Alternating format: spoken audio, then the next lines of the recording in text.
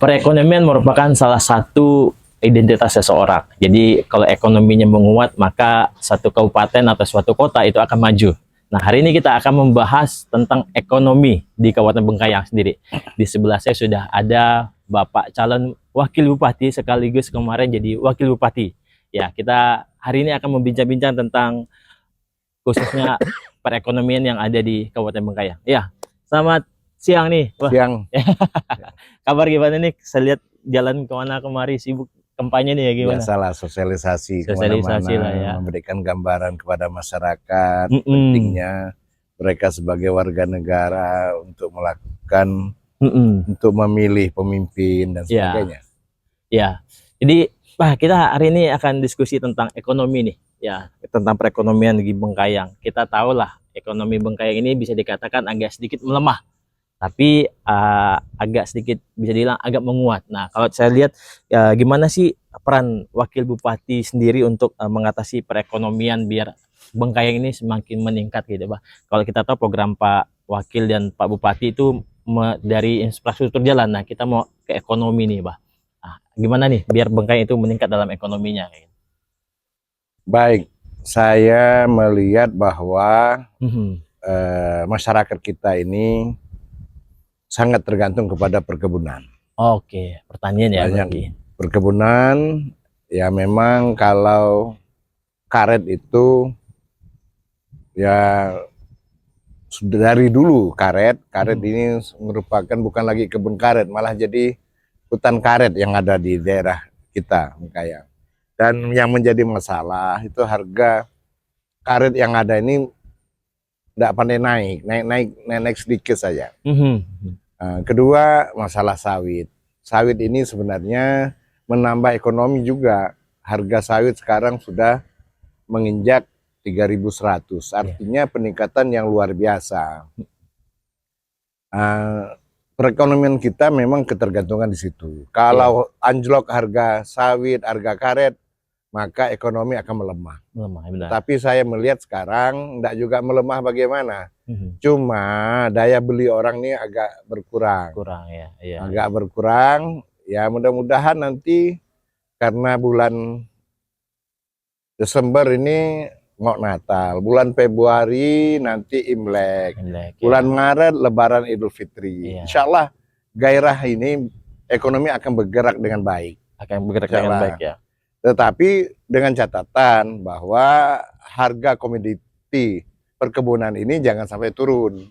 Itu saja yang saya pikir. Kalau melemah itu karena saya melihat daya beli saja agak berkurang sekarang. Berarti daya beli masyarakat Bengkayang itu berkurang lah ya. Apakah ini dampaknya hanya di Bengkayang aja atau ada di daerah lain juga, Pak? Hampir semua lah saya Hampir pikir merata ini ya, Indonesia ya. Mungkin mereka wait-and-see menunggu biasanya mereka akan mengeluarkan dana-dana itu mendekati hari-hari libur, hari raya dan sebagainya. Ya, daya beli yang melemah di Kabupaten Bengkayang khususnya Indonesia. Kita mau tanya nih, Bah, apa sih tipsnya untuk para pelaku usaha, khususnya anak-anak muda nih? Apa tipsnya untuk biar mereka bisa meningkatkan daya beli agar di Bengkayang sendiri khususnya itu bisa meningkat lah gitu. Tips untuk anak-anak muda biar usaha mereka tuh berjalan dengan baik lah kayak gitu. Jadi begini, saya melihat asal anak muda ini tidak malu saja. Ini kan ada rasa gengsi, makanya yang lalu saya katakan bahwa pertanian ini jangan orang tua saja yang ngurus pertanian. Benar ya. Anak muda juga ini, karena potensi sumber daya alam kita yang luar biasa. Dan kita ini harus menurut saya bagaimana memanfaatkan dan mengelola. Nah, jadi jangan biarkan orang tua kita yang anak muda ini hanya ingin bagaimana meningkatkan ekonominya secara instan. Ini saya pikir instansi boleh-boleh saja, tetapi memang sekarang faktor IT dan sebagainya, online ya. Secara online mereka bisa usaha. Nah, jadi untuk ini saya mohon kepada anak-anak muda, ayo kita mau bekerja. Ayo jangan kita, gengsi lah ya. Jangan gengsi. Dan kalau gengsi itu nanti akhirnya orang menganggap bahwa kita ini generasi pemalas. Benar, nah ini yang kita tidak mau. Jadi kita berharap bahwa ke depan kita ini ayo sama-sama, Ya. sama-sama meningkatkan ekonomi masyarakat. Apalagi pemerintah daerah sekarang sudah mulai membangun infrastruktur dalam rangka peningkatan ekonomi itu. Iya, iya, iya. Sehingga jual beli perdagangan ini akan lancar. Iya. Kadang-kadang saya kalau pergi ke Pontianak atau apa, melihat truk-truk banyak itu membawa bahan bangunan Iya. atau membawa bahan pangan, ini saya melihat bahwa ini ekonomi sudah meningkat. Iya, Ini ada penilaian peningkatan. saya. Iya, iya, benar, Nah, benar, benar, Nah, benar. jadi dengan saya tidak ada masalah bagi Kalimantan Barat masalah transportasi sebenarnya ini. Iya, iya, iya. Nah, transportasi itulah yang juga mengakibatkan harga itu menjadi mahal. Contoh, ini pemerintah juga harus berkesinambungan bersama-sama. Iya. Jangan nanti truk dan sebagainya kesulitan mencari bahan bakar. Iya, Menunggu 2-3 jam itu Iya. akibatnya juga akan lambat ya. merusak harga ekonomi kita.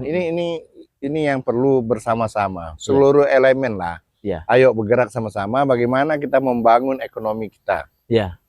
Bah, ini kan ngomongin tentang transportasi yang disampaikan. Kita tahu nih kan ada jalur transportasi usaha di Bengkayang sendiri ini kan banyak nih, Bah. Jadi bisa dibilang usaha di Bengkayang ini belum adanya izin yang 100% lah gitu. Padahal kalau di Jawa kita ngelihat setiap UMKM itu punya izin mereka. Dengan punya izin kan mereka akan memberikan kontribusi lewat pajak hasil izin mereka. Nah, di Bengkayang sendiri cara menanganin salah satu usaha yang ada di Bengkayang UMKM yang belum ada izinnya lah. Contoh kayak misalnya kita tahu taksi tadi itu kan di Bengkayang itu kan butuh perhatian yang banyak kayak gitu. Nah, dari pemerintah atau kalau misalnya Abah terpilih kembali dan pasangan Dos Rijal terpilih kembali, apa yang dilakukan untuk usaha-usaha kecil menengah ini terkait dengan izin mereka nih?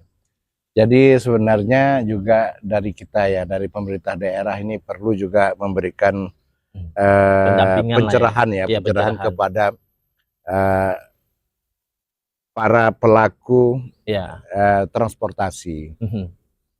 Memang banyak sekarang mereka itu adalah secara insidental ya.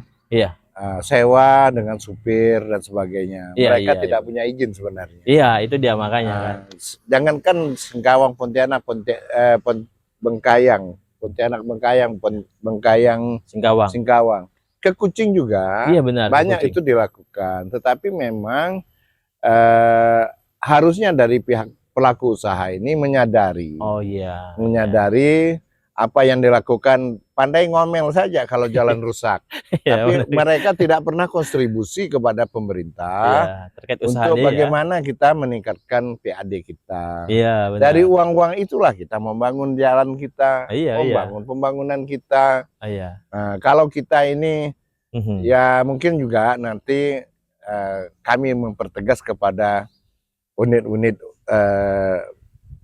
pemerintah kami, sehingga mereka ini bagaimana memacu supaya orang melakukan pengurusan perizinan. Iya, khususnya usaha-usaha itu dirangkul lah ya, gitu ya, biar mereka punya izin lah gitu kan. Nah, kalau ngomongin tentang perizinan usaha UMKM, Bah, kita tahu nih saat ini UMKM itu salah satu menopang lah perekonomian bahkan se-Indonesia.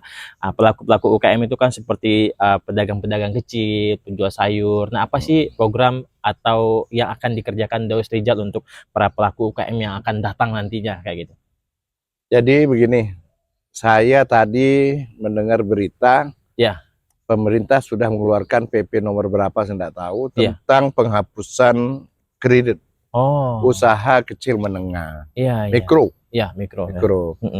Ini akibat daripada mereka tak mampu karena waktu itu faktor COVID, faktor bencana alam, benar. sehingga pemerintah untuk daerah-daerah yang kena bencana dan sebagainya akan diberikan kemudahan penghapusan kredit mereka. Pemerintah juga sudah lama membantu, itu UMKM yang dilakukan di pemerintah pusat. Tadi saya dengar kurang lebih 1 juta yang macet. Yang macet dengan berbagai macam bidang usaha, baik itu perikanan, peternakan, perkebunan, dan pertanian. Ini yang diitukan. Sekarang kita ini harus jangan mendengar ada kredit kita ramai-ramai. Bagaimana mengembalikan kredit itu yang perlu dibayangkan. Kalau sudah dapat uang lupa, bagaimana kita mau menyelesaikan kredit itu. Iya, Nah, iya, jadi ini perlu hitungan yang jelas. benar, Dan benar. saya yakin anak-anak muda sekarang Mhm, sangat bisa menghitung, sangat bisa mendapatkan informasi mhm. melalui ya media-media yang ada Iya, sekarang benar, benar. untuk bagaimana mereka memperbaiki dirinya, memperbaiki usahanya supaya mereka bisa lebih maju Lebih lagi, maju lebih lagi. mantap lagi Iya, dalam usahanya, lebih berkembang lah ya. berkembang. Saya Mhm. pikir kembali kepada kita semua sebenarnya. Betul, betul, betul, Nah, betul. pemerintah hanya memberikan motivasi. Iya, Ya, pendampingan gitu ya. sekali-sekali usaha dan sebagainya. Contoh UMKM. Iya, UMKM nih. UMKM itu umpama packing. Hmm. Packing itu mungkin ada pelatihan dari pemerintah. Iya. Nah, ini yang perlu kita itukan. Ini selalu kita minta dengan bapak angkat, bapak asuh, apa namanya bapak ini. Nah, tetapi mereka lupa bahwa apa yang dilakukan, yang diharapkan oleh bapak angkatnya dan sebagainya ini Iya. adalah bagaimana supaya mereka bisa maju, bisa mengembalikan. Mhm, iya. Artinya uang yang ada ini bisa bergulir. Iya, iya, Nah, bisa ini kan berputar kan, jadi meningkat ya. berputar. Mhm. Sama dengan kata orang, dulu bantuan pemerintah ngasih sapi. Iya Ini benar. contoh kasih sapi. Mhm. Dan 2-3 bulan dia malas merah sapi, telinga sapi pun dikasih kerengge. Kasih kerengge, sapi itu lari melanggar pohon, patah kakinya dipotong. Potong, Nah, dijual gitu ya. ini yang enggak betul. Iya. Harusnya mereka mengembangkan peternakan sapi. Iya, benar. Nah, ini ini sambil contoh Iya, saja. betul, betul, contoh Bukan konkret lah itu ya. bukan saya menuding orang Iya. yang mendapat bantuan, tapi Betul. banyak juga orang yang Iya. betul-betul melakukan pengembangbiakan Ternak ya. ternak mereka. Biar dengan adanya ternak yang dipelihara terus beranak lagi bisa menghasilkan lagi. Nah, Pak, ini ngomong-ngomongin tentang peningkatan nih. Kita tahu nih di Bengkayang sendiri itu hampir bisa dikatakan 30-40% masyarakat lokalnya itu berusaha di upeti. Ya, kalau kita bahasa kasarnya itu dompeng lah gitu nih. Nah, apa sih peran pemerintah khususnya untuk menanggapi, kita tahu nih emas itu mahal, hampir 1 juta katanya 1 gram. Itu kan bisa meningkatkan perekonomian masyarakat. Tetapi di sisi lain mereka merasa tidak tenang nih. Ada pihak-pihak polisi atau pihak keamanan lah yang merejia mereka juga seperti itu. Nah, tanggapan dari Pak Wakil secara pribadi dan program yang akan dilakukan untuk masyarakat yang berusaha di dompeng atau upeti lah khususnya, itu gimana nih? Apakah pendampingan atau gimana nih? Gitu.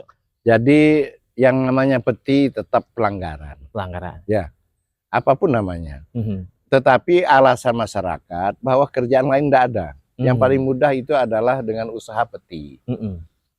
Saya pikir sekarang pemerintah sedang berusaha melalui WPR. Oh. WPR ini adalah usaha, kalau tidak salah kita ini, tidak salah saya juga ikut menguruskan kemarin, bahwa ada kurang lebih 54 blok yang kita ajukan. Oh iya. Karena nanti setelah blok ini disetujui oleh pemerintah pusat, maka 5 tahun ke depan baru kita boleh mengganti itu lagi. Oh. Nah, nanti kalau WPR sudah keluar, kita akan membuat kajian ekonomi, kajian lingkungan, akan keluarlah IPR. Nah, IPR, nanti IPR itu umpama 1 blok ini 100 hektar umpama. Bisa saja dikongsi orang 4, orang 5, karena biaya untuk penelitian itu cukup mahal. Iya benar. 600-700 juta. Kalau dia berlima apa segala, saya pikir ini bisa masalah lebih. Tambang enggak ada masalah, kecil sebenarnya. Tetapi mereka ini memang lebih enak mencuri-curi. Nah, mencuri-curi itu, nah sekarang malah dia bilang bahwa polisi lah apa. Saya pikir penertiban ini sangat wajar. Bagaimanapun kalau yang namanya peti itu akan merusak lingkungan. Iya benar. Lingkungan ini akan berbahaya bagi kita semua. Tetapi nanti dengan ada izin, insya Allah mereka itu tidak akan pernah dikejar-kejar. Harga pun mungkin ada penampung yang khusus kita buatkan untuk supaya harga terstandar. Nah, jadi ini yang perlu. Saya pikir. Berarti sekarang mesti nunggu dulu dari pemerintah seperti apa ke depan gitu ya, Pak? Dan WPR itu sudah kita usulkan. Nah, kita usulkan, tetapi ini kan pergantian pemerintahan. Dan harusnya WPR itu Kemarin sudah kita perbaiki dari 54 menjadi 32. Oke. Karena ada blok-blok yang mendapatkan izin lama. Izin lama pun tidak bergerak, tapi kami tidak bisa apa-apa. Iya. Kita Dan udah itu arahin gitu ya. harus dikeluarkan dari izin WPR yang kita ajukan sekarang. Nah, untuk ini kita masih menunggu. Mudah-mudahan lah mungkin 1-2 bulan ini keluar WPR. Iya. Nanti kita ada pemerintah provinsi akan bekerja sama dengan perguruan tinggi di Kalimantan Barat. Ngapain kita harus ngambil perguruan tinggi di luar-luar Iya, Kalimantan benar, Barat? benar. Dari Kalbar juga ada. Benar. Itu jelas akan mengurangi biaya. Iya. Biaya untuk Iya. melakukan survei, melakukan penelitian, melakukan kajian. Iya. Nah ini kita tunggu saja, insya Allah percayakan itu kepada pemerintah daerah, supaya pemerintah daerah ini tidak hanya mendapatkan jalan rusak, Iya, benar. lingkungan rusak. Lingkungannya rusak. Ayolah sama-sama kita bangun ekonomi kita secara bersama-sama. Iya. Bah, terakhir nih, apa sih tips biar usaha kita, misalnya saya berusaha nih dalam satu bidang, apa sih tips biar usaha saya ini berkembang, majulah, tips dari Abah secara pribadi lah untuk menutupin closing ini biar masyarakat juga ngeliat video ini, oh terinspirasi nih dari apa yang Abah sampaikan kepada kita semua. Tipsnya itu apa nih? Sekarang tipsnya itu semua kemauan. Kemauan ya? Semua kemauan, semua datanya dari kita. Saya ambil contoh. Ya. Saya dulu usaha pertama kebun itu. Kebun. Saya Kebun apa tahu nih, Bah, kalau nanam sawit itu sawit. 4 tahun, baru 3 tahun, 4 tahun baru berbuah. Supaya saya berkebun ini ada hasil, saya tanam ubi. Oh. Walaupun ubi itu saya sedekahkan ke orang. Oh. Saya tanam, dan kedua ubi itu adalah salah satu membuat tikus-tikus itu makan ubinya, Iya. tidak merusak tanaman sawitnya. Iya. Nah ini yang perlu, salah satu pengalihan. Iya. Itu. Iya. Jadi untuk kita mengembangkan ekonomi kita, tinggal kita saja. Iya. Jangan kata orang jadi pemalas. Karena kita ini dimanja oleh alam. Iya.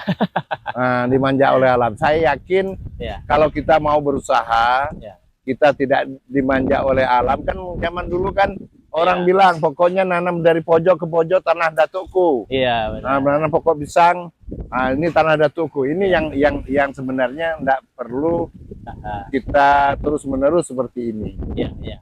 Nah, jadi mungkin peningkatan ekonomi, ayo mulai dari kita sendiri. Iya. Ayo kita mulai, dan anak-anak muda jangan malu. Jangan malu, ayo berusaha, jangan biarkan orang tua menguruskan pertanian. Iya, ambil alih juga. Ambil alih.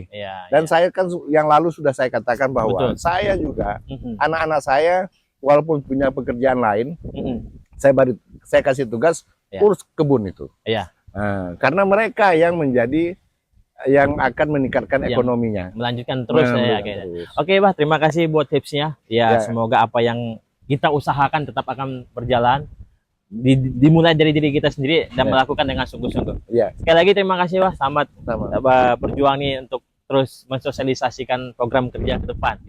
Doa kami mengiringi Abah biar tetap sehat, biar tetap kuat kemana-mana ya. Oke, thank you semuanya. Terima kasih dan thank you.